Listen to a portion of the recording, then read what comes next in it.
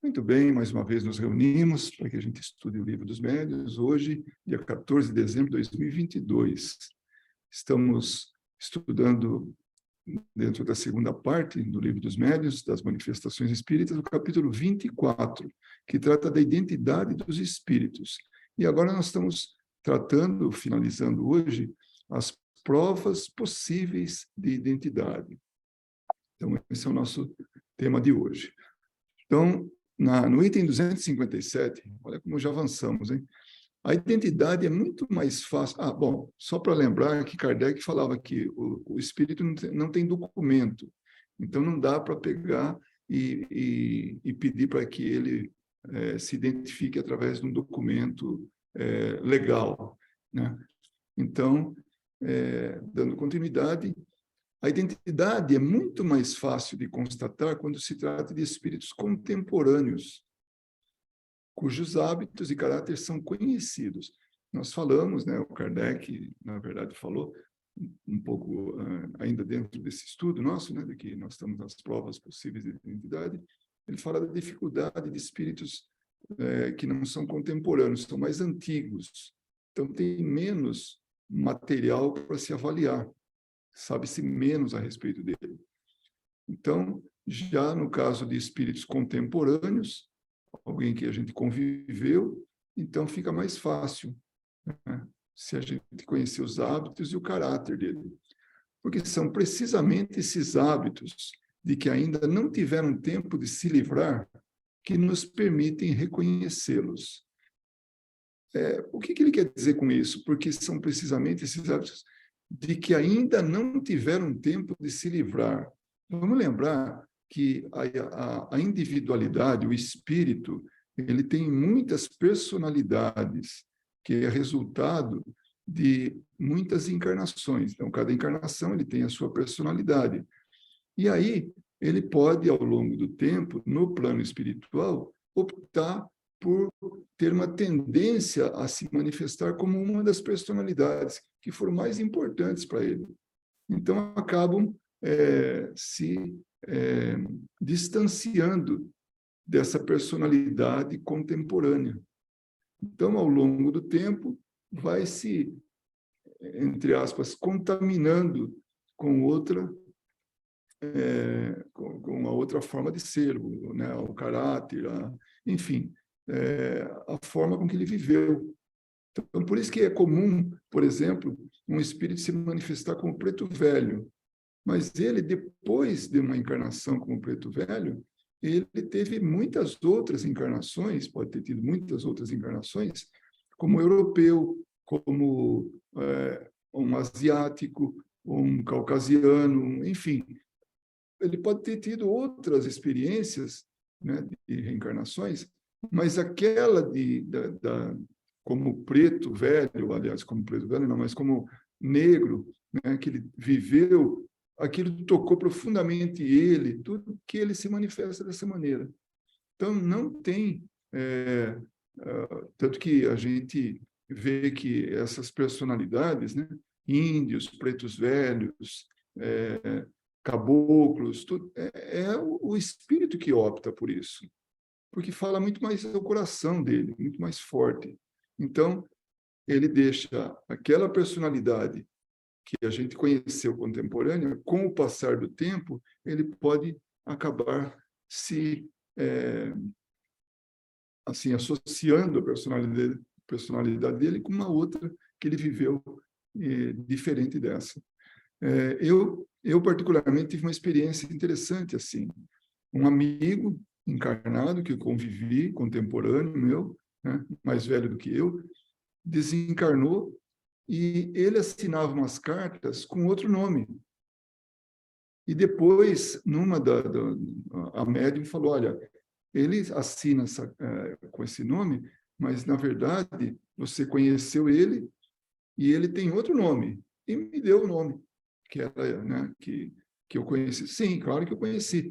E tanto que ele escreveu numa carta, né, numa mensagem psicografada, onde ele colocava o nome dele, que ele assumiu, e depois falou também conhecido por... e falou outro nome, né, o nome que eu conheci. Então, depende do espírito, ele opta por isso. Então, mas os espíritos contemporâneos ainda têm essa ligação com essa personalidade. E, seguindo, ele diz, e digamos logo que são eles um dos sinais mais certos de identidade. Esses hábitos e esse caráter, né? E o tradutor, né, Herculano Pires, ele faz um comentário interessante, uma nota. A identificação dos espíritos é feita através da personalidade do falecido. Era a linguagem que se utilizava ainda, né? Mas, então, é feita através da personalidade do desencarnado. Dados diversos podem ajudar essa identificação, mas são o seu caráter, os seus modos, os seus hábitos, todo esse conjunto pessoal que nos prova, que nos provam, né, a sua presença. Exigir identificação material é absurdo. Pedir para ele, me fala seu RG. Como? Né? É absurdo isso.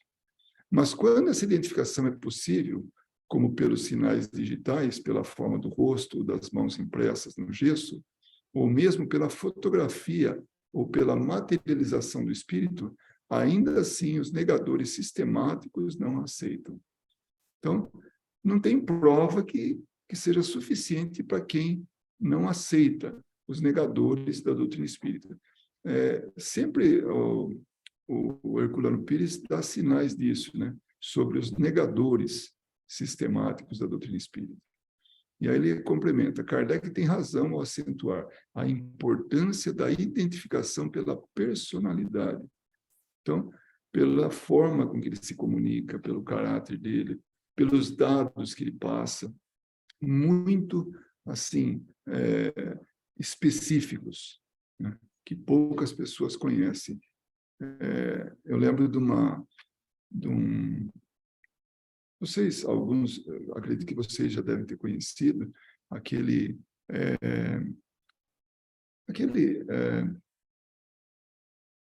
uma série, né, que passou na Netflix sobre espíritos, né, sobre mediunidade e tudo. Então, tinha um cara que ele queria provas do pai, queria contato com o pai, queria saber do pai que tinha desencarnado. E ele buscava tudo que era médium. E aí, num deles, um espírito fala uma série de coisas que, num primeiro momento, ele ficou todo, né, impressionado, né, saber tudo isso. Tal.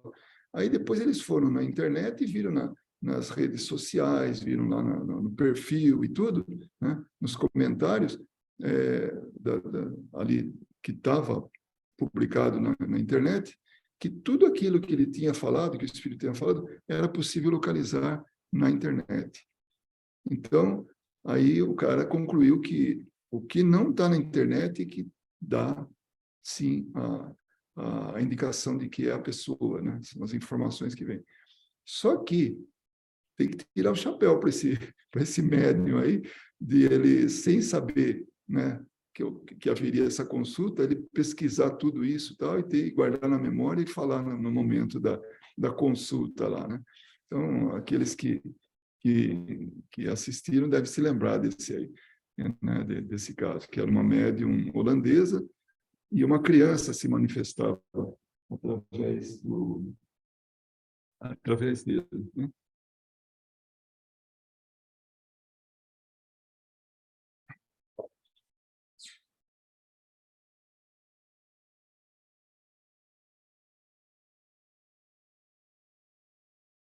Desculpa, é uma emergência aqui, vamos dar só uma paradinha.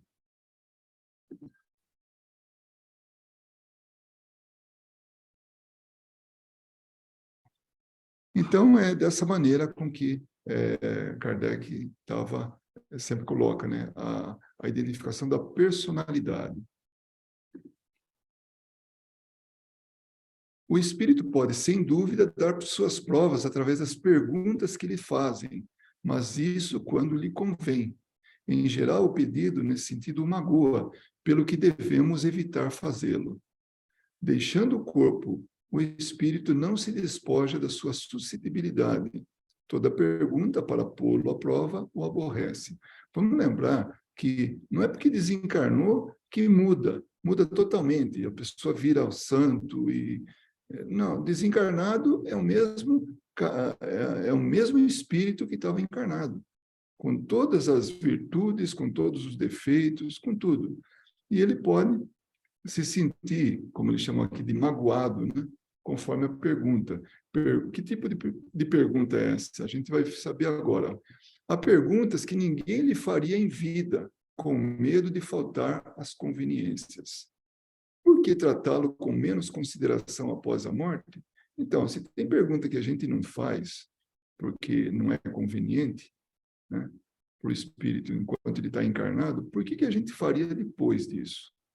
Se é o mesmo espírito, se é a mesma pessoa, se é o mesmo que era encarnado. Se um homem se apresenta num salão declinando o seu nome, irá alguém lhe pedir documentos a queima-roupa sob o pretexto de que há impostores? Então, vem uma pessoa aqui num lugar público, assim, onde está um salão, pessoas reunidas, e aí alguém pergunta, qual é o seu nome? Ele, não quero dizer. Tá, então me mostra o documento. É meio ilógico, né? Né? Esse homem teria o direito de lembrar ao interrogante as regras de civilidade. É o que fazem os espíritos que não respondem ou que se retiram. Então, não quer responder, não responde. Agora, tem uma outra coisa também que é interessante. Às vezes, o estado de perturbação do espírito, que faz pouco está desencarnado, ele não se lembra nem do nome dele, não se lembra nem que ele era, a família, onde morava, não lembra nada. Porque é um estado de perturbação, ele tem que se adaptar à realidade. Isso ocorre com os espíritos, não com todos, né? Ou não com poucos, mas acontece isso. Então, a gente aprende que no estado de perturbação, o espírito não tem o domínio total da consciência dele, do que está acontecendo. Muitas vezes ele nem percebeu que desencarnou, né? Então, portanto, fazer perguntas muito específicas pode não ter resposta, mesmo porque ele não saiba, né? Por ele não saber exatamente, né? Tomemos um exemplo para comparação. Suponhamos que o astrônomo Arago, quando vivo, se apresentasse numa casa em que não o conheciam e fosse recebido assim. Então, esse astrônomo, né, chega, ninguém conhece ele, né?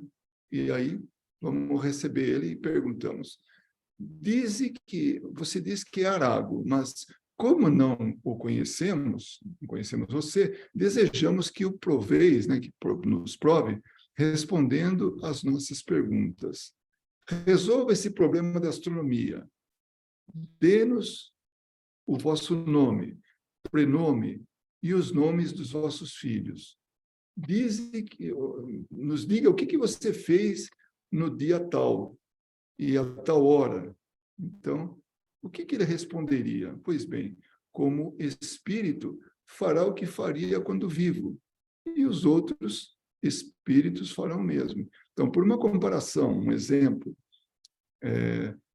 seriam feitas perguntas específicas e muito assim, até de difícil resposta, que fez tal dia, você vai responder esse teorema aí, né? Que você poderia nos dar a resposta desse problema de astronomia, né?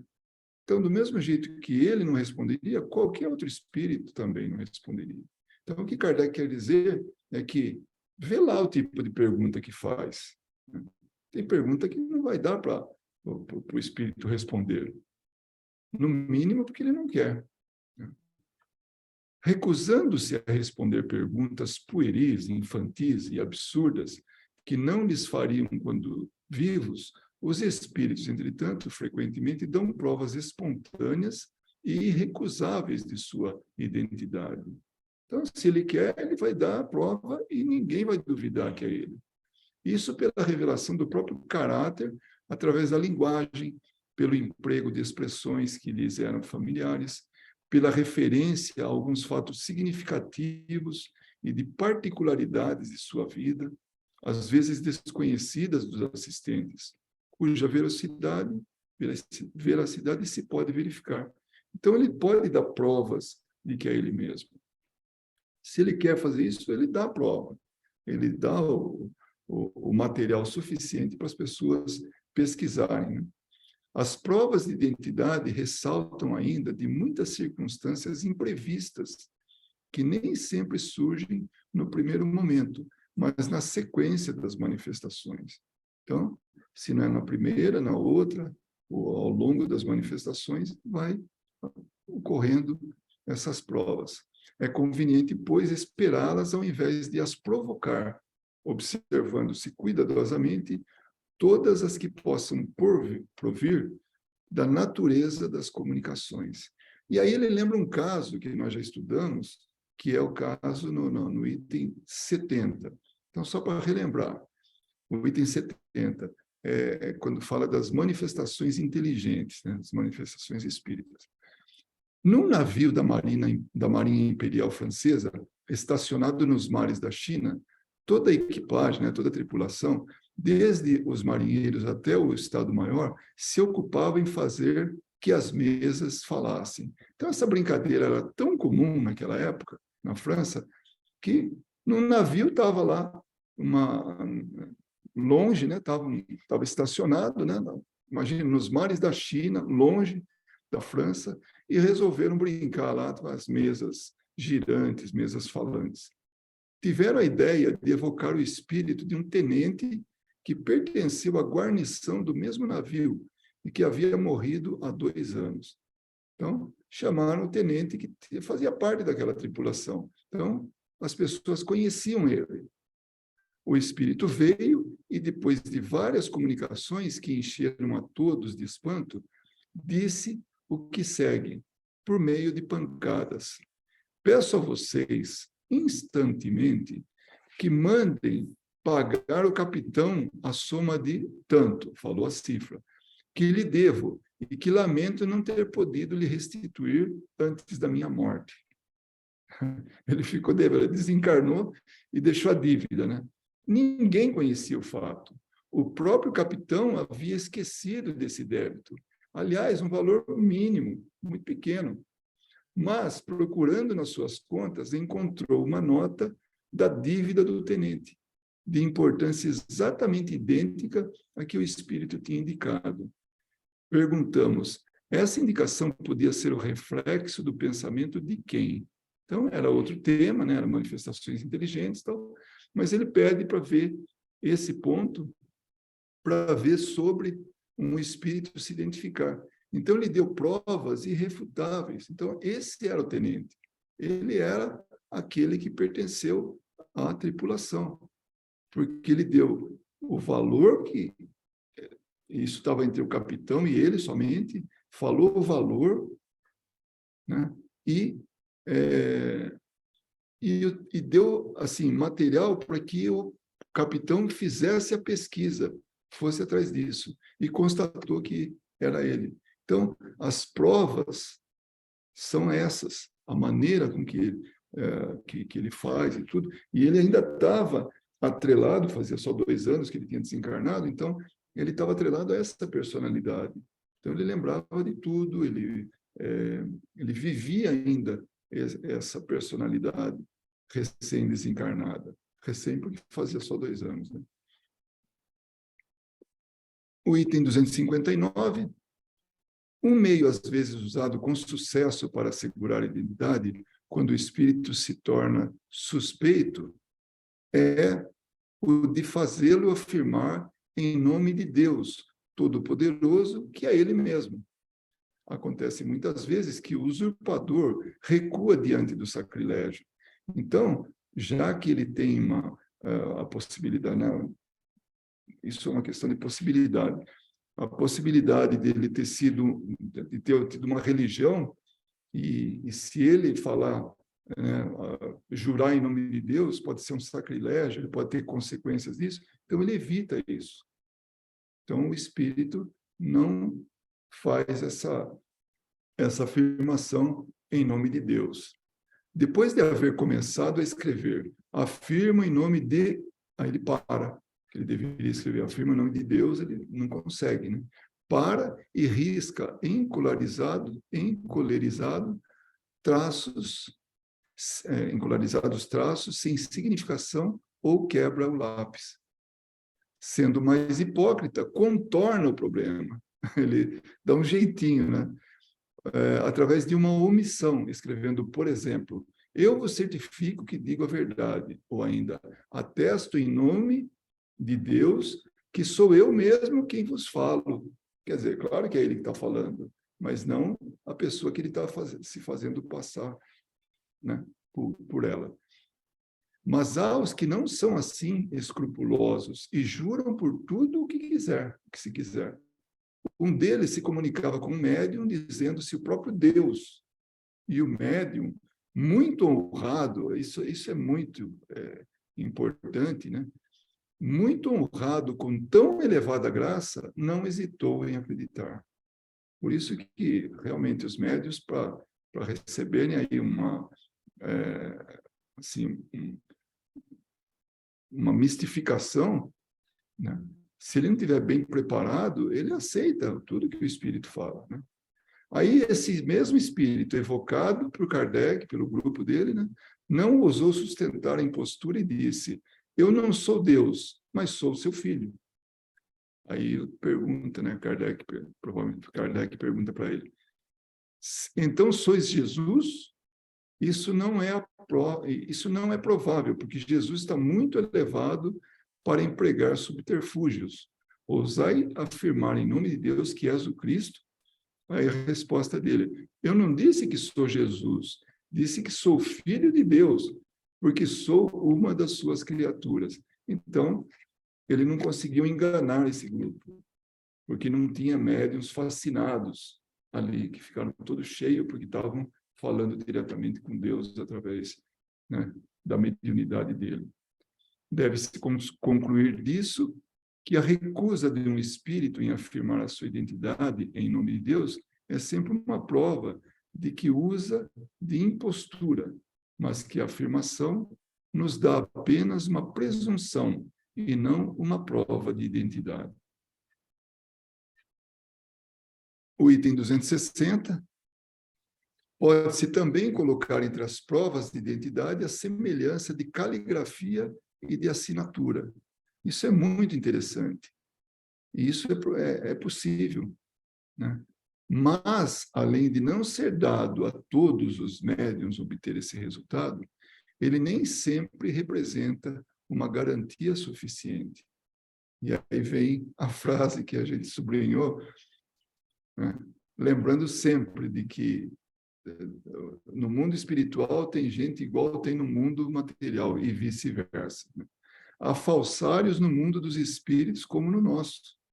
Essa semelhança não representa mais do que uma presunção de identidade, que só adquire valor dentro das circunstâncias em que se produziu. Ou seja, essa análise do caráter, dos hábitos, né, da forma de ser do espírito.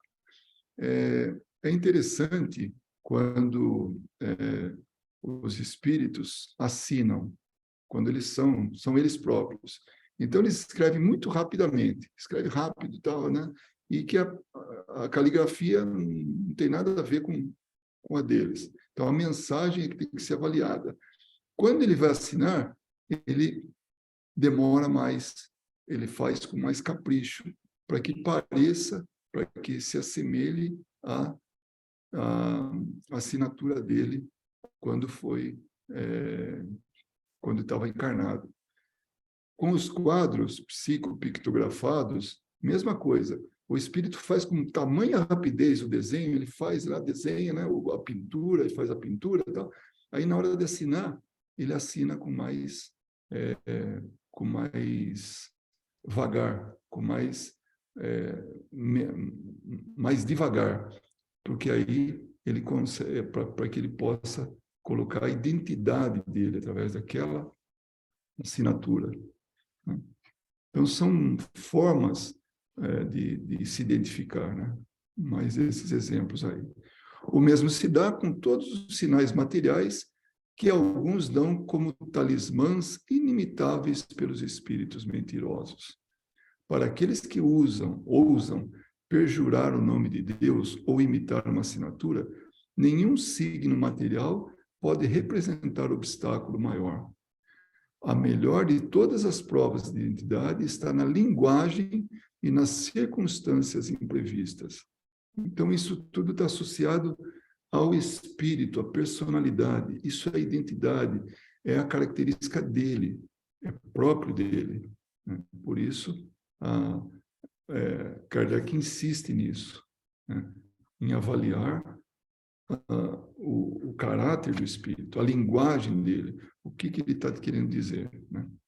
E, finalmente, né, certamente se dirá que se um espírito pode imitar uma assinatura, pode também imitar a linguagem. É verdade. Temos visto os que tomam afrontosamente o nome do Cristo e, para melhor enganar, imitam o estilo evangélico, excedendo-se nas expressões mais conhecidas. Em verdade vos digo. Mas quando se estuda o texto sem se deixar influenciar, perscrutando a fundo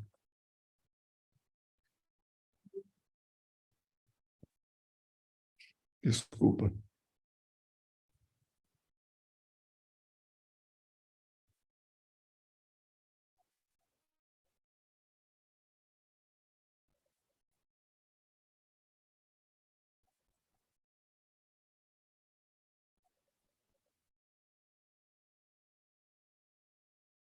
Mas quando se estuda o texto sem se deixar influenciar, perscrutando a fundo dos pensamentos e o alcance das expressões, vendo-se ao lado das belas máximas de caridade, recomendações pueris e ridículas, seria preciso que se esteja fascinado para se enganar.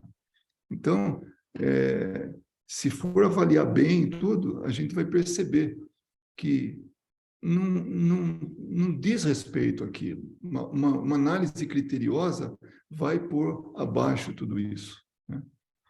Sim, certos aspectos formais da linguagem podem ser imitados, mas não o pensamento. A ignorância jamais imitará o verdadeiro saber, como jamais o vício imitará a verdadeira virtude. Sempre aparecerá de algum lado a ponta da orelha.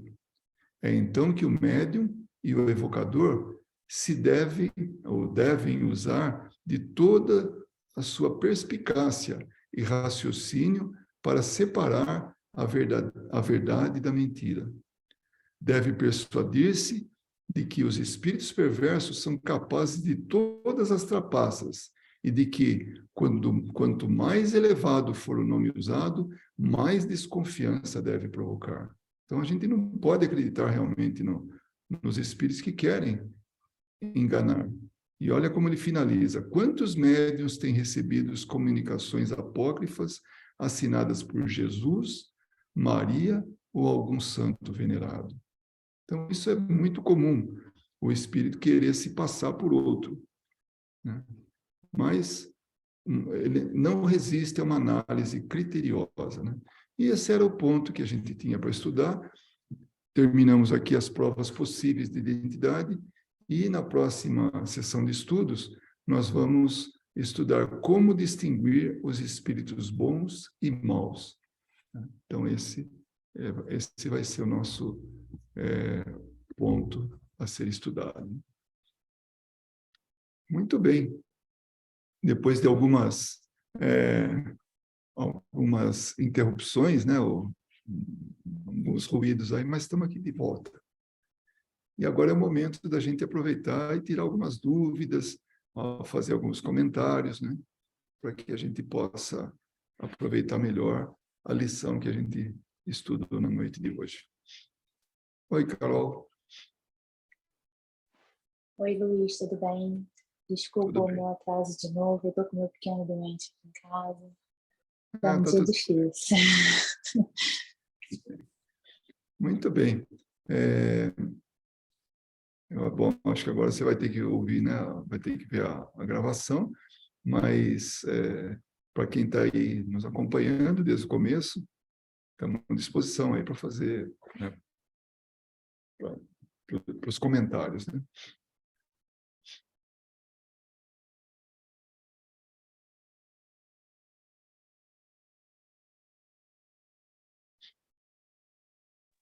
Oi, Luiz.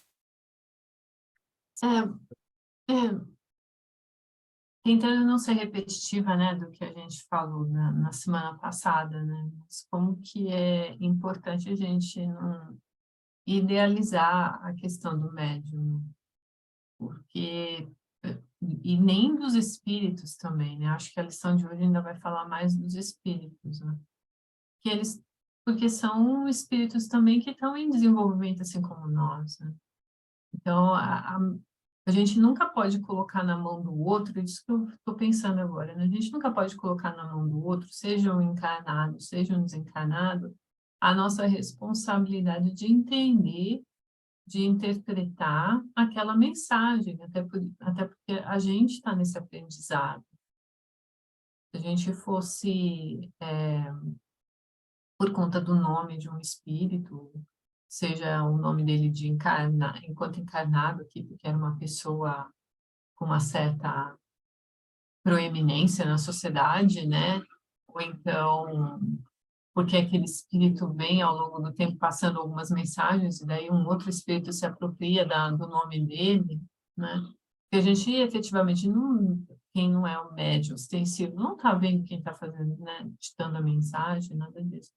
Então, a gente não pode colocar na mão desses espíritos, e muito menos nos médios, a responsabilidade de decidir por nós se aquela mensagem é válida ou não, né? Eu acho que é uma questão de estudo, é uma questão de interpretação, ainda mais no mundo de hoje que a gente vive consumindo informação, né? Hoje o que a gente mais consome é informação. Não é porque um determinado veículo passa uma mensagem que eu vou, ok, então é porque esse veículo eu vou acreditar, né? Também não estou aqui dizendo que a gente tem que duvidar de tudo, mas a gente tem uma certa responsabilidade né, no que a gente está aprendendo. É uma linha tênue, né, meio difícil às vezes de caminhar, mas faz parte, né? A gente não pode pôr na mão do outro essa responsabilidade. Acho que o estudo de hoje também estava falando um pouco disso, né? Que a gente gosta de rotular as coisas para não ter que ter o trabalho de estudar, de pensar, de analisar. Acho que é isso. Não, realmente, agora, a gente, enquanto você falava, eu pensava, né? Nós vivemos num mundo de provas e expiações. Então, a gente está sujeito a chuvas e trovoadas, né? Então, tudo que pode acontecer para que alguém assuma uma postura, não uma postura, mas uma identidade que não é dela, isso, isso é tão comum, tão fácil de acontecer, né? E a gente realmente tem que tomar essa precaução. Quando a gente tem uma, assim, tem um propósito, né? O que eu estou analisando? Por que eu quero saber a identidade desse espírito, né?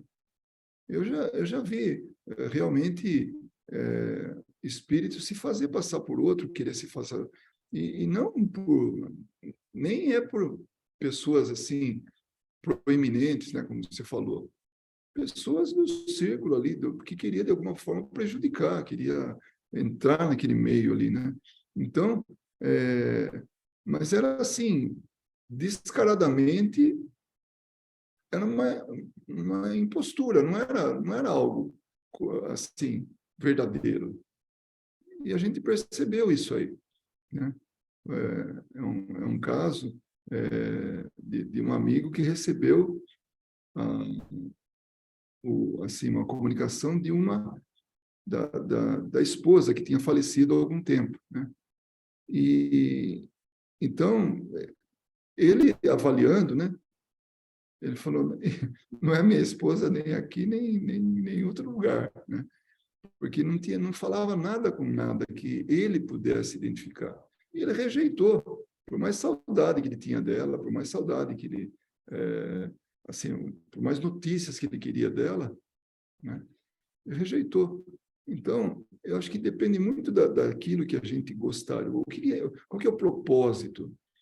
Então, a gente vai um pouco mais a fundo, ou percebendo alguma coisa, nem rejeita e pronto. Porque a gente ficar sendo enganado, e isso Kardec sempre colocou para a gente, nós não podemos nos dar esse luxo, né, de estar de se deixar ludibriar, né, de ser enganados. Rejeita várias informações verdadeiras, porque no meio tem informação falsa. Então é preferível fazer isso do que se deixar influenciar por espírito. Tem malandragem, né, no meio. Você falou de uma coisa assim importante também, né? Às vezes não é que o espírito, como você disse, não é que ele é uma pessoa famosa, foi alguém famoso, né, enquanto encarnado, ou no passado histórico, né? Mas às vezes é um espírito que se disfarça de um ente querido, né, que acabou de desencarnar, ou de um ente que desencarnou, ou está numa situação difícil e que permanece essa cicatriz na família ou na pessoa, né? De Não sei, fragilidade. de fragilidade. E a pessoa acaba sendo induzida, se induz, né, também, né, a acreditar em tudo aquilo, porque tem um sentimento ali difícil de lidar, né? Mas a gente tem que ter coragem, eu falo isso, mas eu sei que é difícil, mas a gente tem que ter coragem de enfrentar, né? De olhar, de não se deixar enganar, porque a gente, às vezes, se deixa, a gente está sabendo da verdade, mas a gente se deixa enganar porque a dor é muito grande, né? E você quer, de certa forma, silenciar aquela dor. Então, você vê aquela mensagem, você está vendo que é sinais de que talvez não seja verdadeira, mas você fala, mas pode ser aqui, mas... E começa a justificar, né, para tentar, a gente vive fazendo isso, né, durante a nossa vida, a gente tenta justificar certas coisas para não sentir tanta dor. Então, a gente tem que ser atento, né, eu não estou dizendo que é fácil, mas a gente tem que abrir os nossos olhos quando alguém chega e fala assim, olha, talvez não seja a mensagem que você está procurando. Veja, né, com mais critério, né? Não é que a pessoa é chata, ela só está dizendo o que você não consegue enxergar ainda. Interessante como no mundo espiritual, de espírito para espírito, existe enganação também, né? Alguém se fazer passar por outro. E isso é possível, ainda mais que tem um perispírito plástico, né, que dá para se moldar, né, na situação que ele gostaria de se apresentar. Então, tanto para encarnado quanto para desencarnado. E eu me lembro de um espírito dizendo que tinha provas de que a pessoa tinha o irmão dele em poder, né? Assim, estava aprisionado por outro. Né? E aí eu mostrei para ele, né, com a ajuda dos amigos espirituais, é claro, porque eu não faço isso, não tenho capacidade para isso, né? Eu mostrei, eu nem lembro o que era, eu nem vi o que era. Eu falei, olha, você conhece o objeto que está te apresentando? Então, os amigos espirituais plasmaram um objeto, acho que era um anel, se não me engano, que era de uso do irmão dele. Você e mostrou, falou, e mostrando para ele, falou: você conhece esse objeto? Ele falou: você conhece meu irmão? Esse é o anel dele. Onde que ele está? Eu falei: eu não conheço. Isso aqui é uma enganação. Eu estou te mostrando que é fácil enganar, que não é difícil, não. Então, eu estou me colocando na situação de que eu estou me apresentando como alguém que conhece seu irmão e sabe onde ele está. Então, aqueles que te mostraram alguma coisa, usaram de um truque, o mesmo que eu estou usando para você. Né? Então, nessa conversa, porque ele era um instrumento do mal para aqueles lá. Então, ele tinha que fazer o que os outros queriam, porque diziam que o irmão dele estava aprisionado por eles. Então, coisa típica, né, de espírito enganador. Então, é interessante que dá para enganar, quer dizer, não é que dá para enganar, mas pode ocorrer tanto de espírito para encarnado, como de espírito para espírito, como desencarnado para desencarnado. Então, Kardec se preocupou muito em mostrar sobre identificação de espíritos, para realmente a gente não se deixar levar por isso. Você lembrou bem, de uma pessoa que perdeu um ente querido e está fragilizada, quer se apegar, quer uma tábua de salvação, né? Quer informação, quer tudo, né?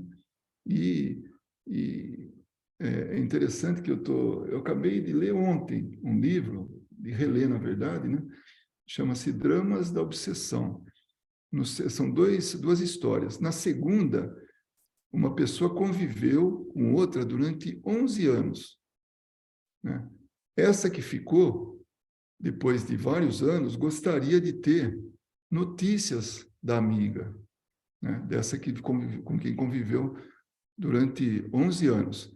Ela fica numa cadeira, aliás, numa cama, né? E essa amiga cuida dela de forma desvelada.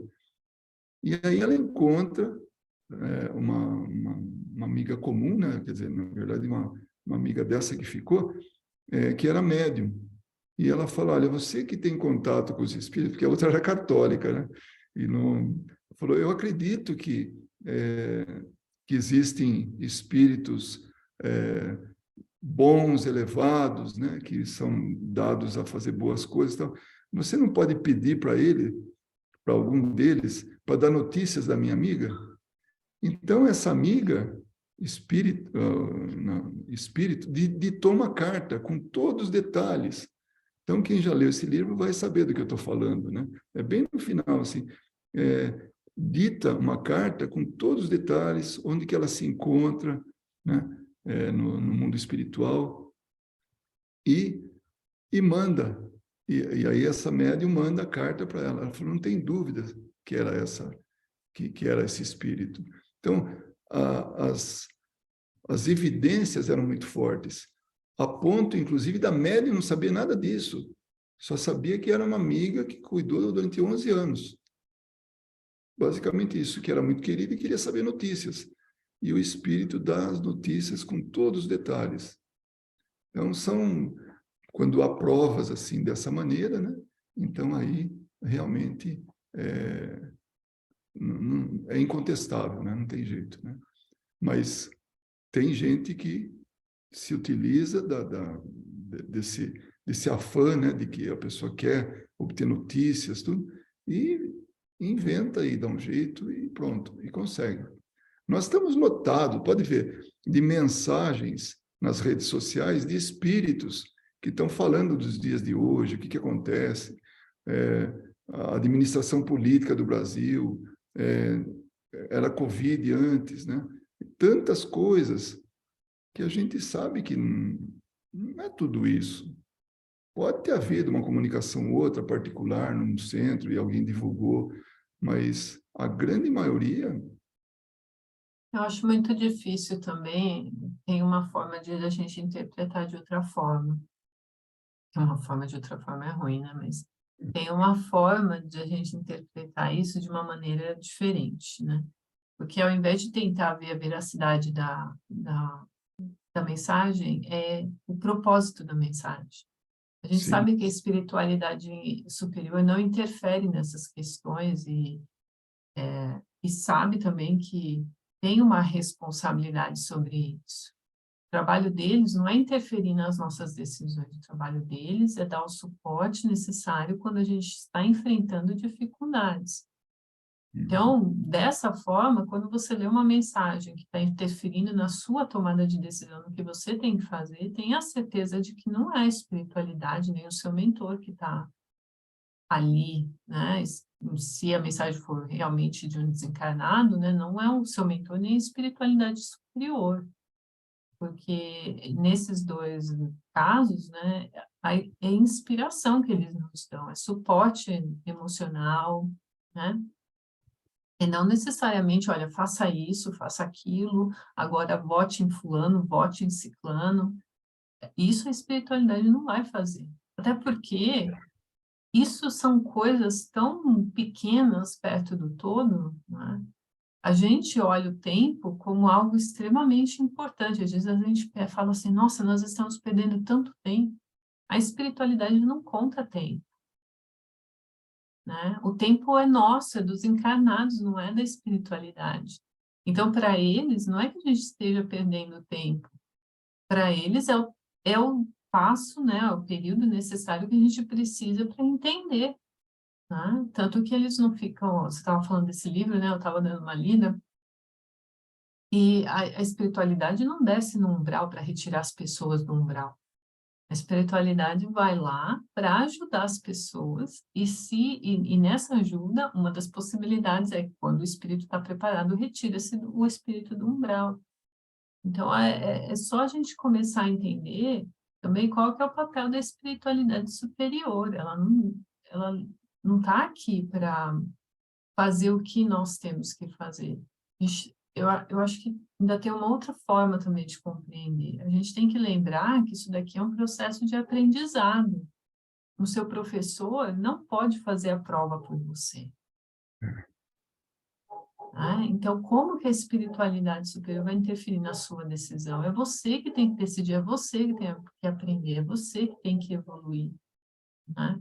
Então, a gente esperar esses misticismos que às vezes vêm dessas mensagens psicografadas, inclusive essa semana me perguntaram, mas tem algumas pessoas dentro do espiritismo que estão dizendo que não é mais necessário mensagens psicografadas ou a mediunidade. Aí eu me pergunto, o que é o espiritismo sem a mediunidade? Né? O que que Agora, o fato de que a gente não precisa mais da psicografia como uma forma de comprovar a espiritualidade que está presente, ou o plano espiritual, não significa que nós não precisamos das mensagens. As mensagens se fazem necessárias porque a gente precisa de consolo muitas vezes. Eu não preciso saber. Né? E os livros oferecendo, gente. Também fico imaginando. Então, não vai mais psicografar nenhum livro. Acabou. Então, acabou as comunicações com o plano espiritual, porque agora a gente não precisa mais dessa comprovação. Não faz o menor sentido. Daí eu volto na mesma pergunta, né? O que é o espiritismo sem a mediunidade? É o quê? É o catolicismo? É o protestantismo, novamente? Que não faz o menor sentido, né? Agora, a gente tem que assumir a responsabilidade de entender essas mensagens. Eu acho que a gente está nesse período agora de assumir essa responsabilidade. Exatamente. Mas é isso, eu acho que a gente realmente tem que lembrar que no nosso dia a dia, nos trabalhos mediúnicos, nas situações que se formam, tudo, nós temos que ter realmente muito critério para identificar aqueles que estão querendo se comunicar, as mensagens que estão deixando, porque essas coisas vazias, assim, tudo não tem porquê, né? Mas é muito bom saber que Kardec teve essa preocupação todo o tempo com esse de não se deixar enganar. Nesse capítulo, nessa parte do livro, fica bem claro por que ele insiste tanto, né?